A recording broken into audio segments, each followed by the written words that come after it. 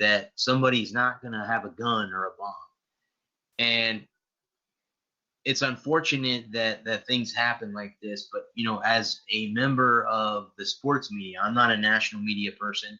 I'm just a small percentage of the sports media people in this country. But I will say this, that there's one thing that the mainstream media needs to stop doing, and I think this is what needs to be done.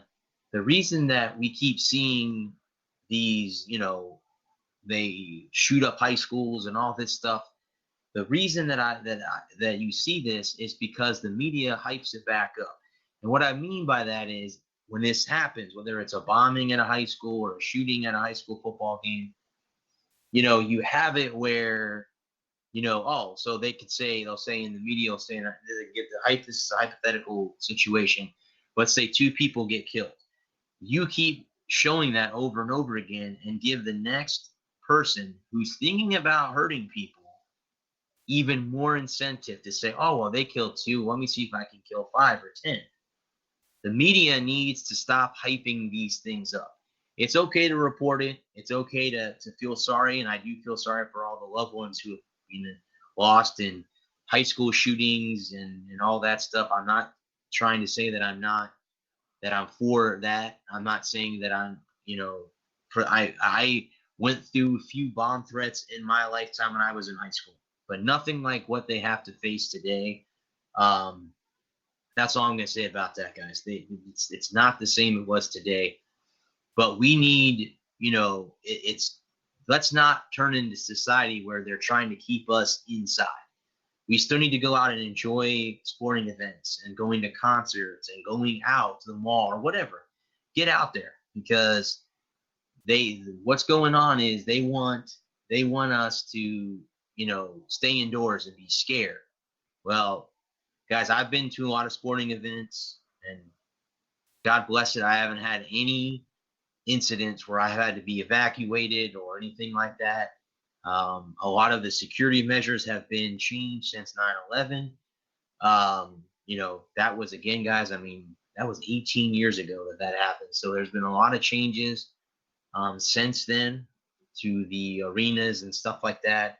I guess it's going to come down to the fact that at high school football games, we're going to have metal detectors. We're going to have to go through metal detectors at a high school football game so that we don't have incidents like that in New Jersey. The high school football playoffs, I believe, are beginning all over the country. I happen to be at a local Tijuana Flats in my area and watching one of the local sports channels in Florida, and they were going through the high school football playoffs. So that's pretty cool. But I believe the high school football is winding down to where we will have it where you'll have state champions in each of the different states. So that's exciting for all you high school football fans, and I'm one of them as well. I fortunately did not get to attend a game this year. I wanted to attend a high school football game, so I'll have to chalk it up next year, next August. When we roll the calendar back to August next year, I'll have to make a chance to go to my alma mater in St. Petersburg and see a game at the new field, because I went to the old stadium, so this is the new one.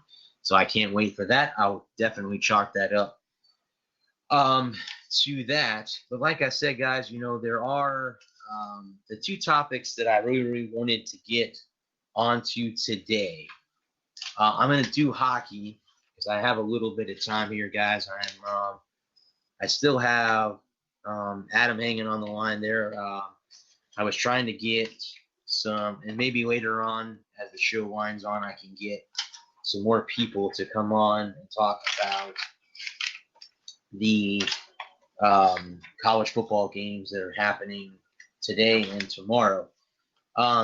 This story right here, guys, is about, well, I guess we could say this now. I have heard 2 conflicting rumors that Calgary Flames head coach Bill Peters has been fired. Then I heard a story just a little while ago that he has resigned as head coach of the Calgary Flames. Now you're wondering why? Why would you step away? Why now? Well, I'm about ready, guys, to get in and tell you why he is getting fired. and why he supposedly resigned. It's going to be one of the two situations where he yeah, it's not good, guys. So if you're wondering why, there's a former hockey player, Akeem Alou, describes his alleged incidents with Calgary Flames coach Bill Peters. Now, guys, this happened when he was in the minor leagues, but I want you to listen to what Bill Peters did to Alou. And here's what happened. I guess this happened on Monday under Peters with the Chicago Blackhawks. Okay. But Peters before. Okay, so this is what he was said.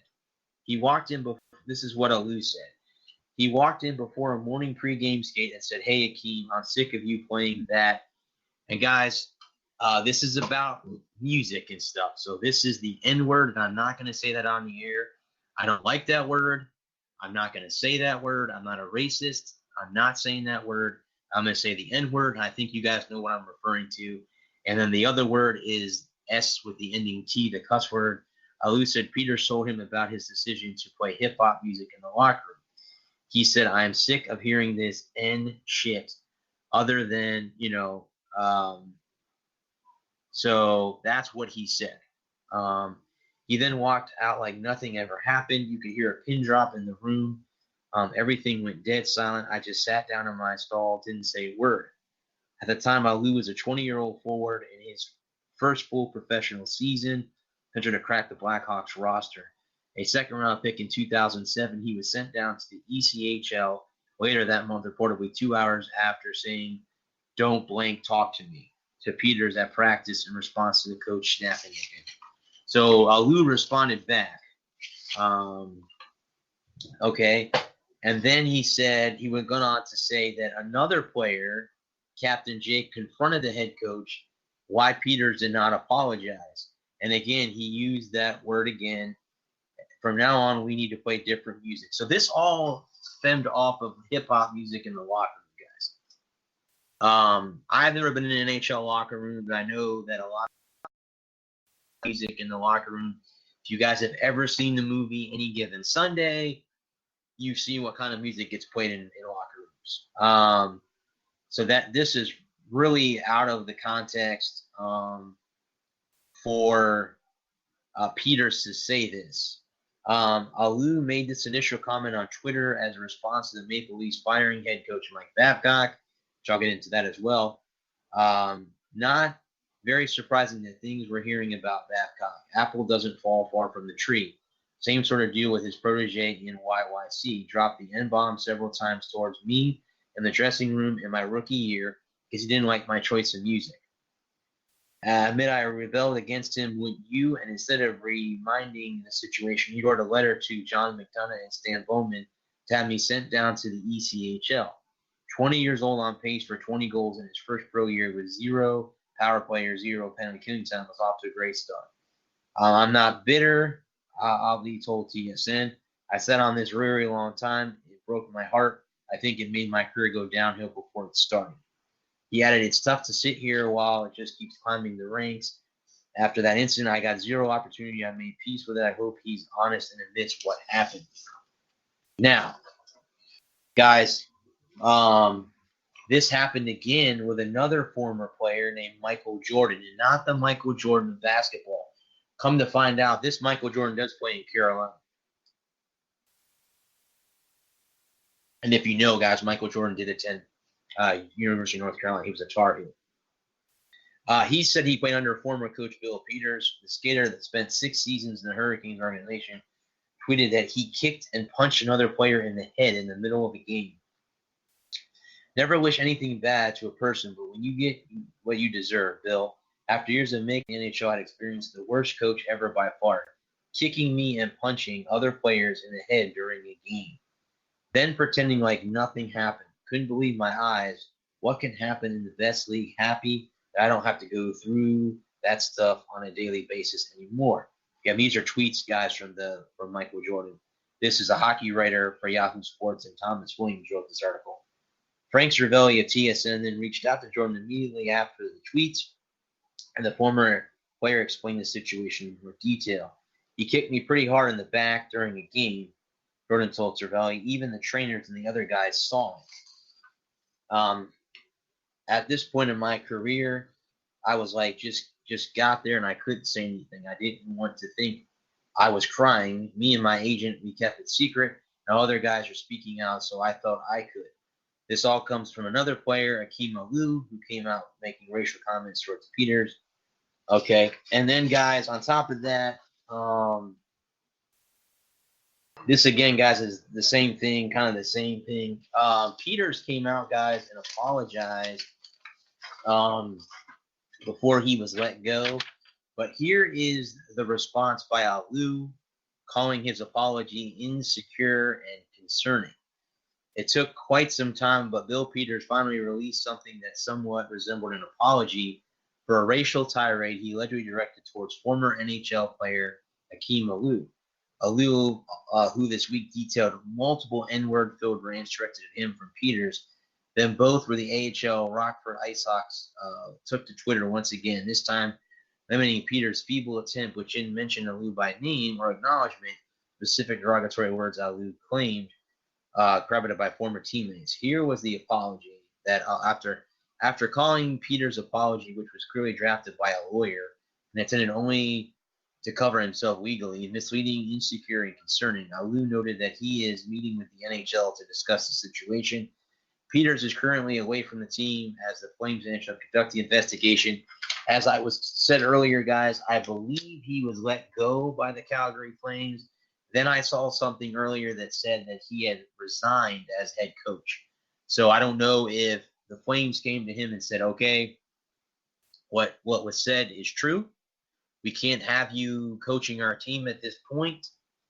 You need to leave or we're going to fire you. And he stepped down. Guys, we're in the modern era today, man. This stuff with this N-word and all this stuff needs to stop, and it needs to stop now. Using racial slurs or sexual slurs towards people needs to stop. I wrote an article that there are still racial and sexism in sports. I wrote an article about this earlier. Take a look, go to iRock Media, search for my name. It's definitely on there. But what I'm saying to you is this stuff needs to stop. This needs to stop. It just needs to stop, guys. We need to get this out of our vocabulary. We need to stop with this stuff. Coaches and players and whoever else, stop this derogatory stuff towards players, because this is what is ruining the youth and ruining future sports. This is ruining, like I said, the whole thing with the scandal with baseball with Houston, the Houston Astros. That is something that Major League Baseball did not need right now. They did not need another scandal. And with the Bill Peters thing, the NHL is trying to do what it does best. Get rid of this before it becomes a major issue within the league. And that's what they did. They stepped up. Obviously, the Calgary Flames organization stepped up and either fired Bill Peters or he announced he resigned as head coach. So the Calgary Flames can move on from this. I do not see Bill Peters coaching in the NHL anytime soon. In fact, he may have torched any kind of chance of him coaching again in the NHL or maybe in hockey altogether for the rest of his life. So it'll be a long time before this blows over. But he just cost himself a coaching job for calling someone out for what kind of music they play. I don't understand that, guys. I really don't. I really, really don't. To me, that's kind of stupid, kind of dumb, how I look at it. But again, that's that. Some more NHL news. Daniel Caruco alleges WHL Hockey Canada overlooked abuse to protect the Suter family. So here we go again, guys, with this. Dennis Rigorilla claims that the Western Hockey League and hockey ignored the abuse protecting the Suter family, which has long been associated with both organizations. Underage drinking, dressing young men as women, and physical, verbal, and sexual abuse happened. Picture at a rookie party. There was a picture, guys, that I got. This article is by Aaron Servadasan. He's a contributor for Yahoo Sports Canada. The six brothers, Brent, Brian, Daryl, Dwayne, Rich, and Ron, enjoyed lengthy playing careers in the NHL. entered the realm of coaching or acted as general managers after hanging up their skates. So again, guys, this is something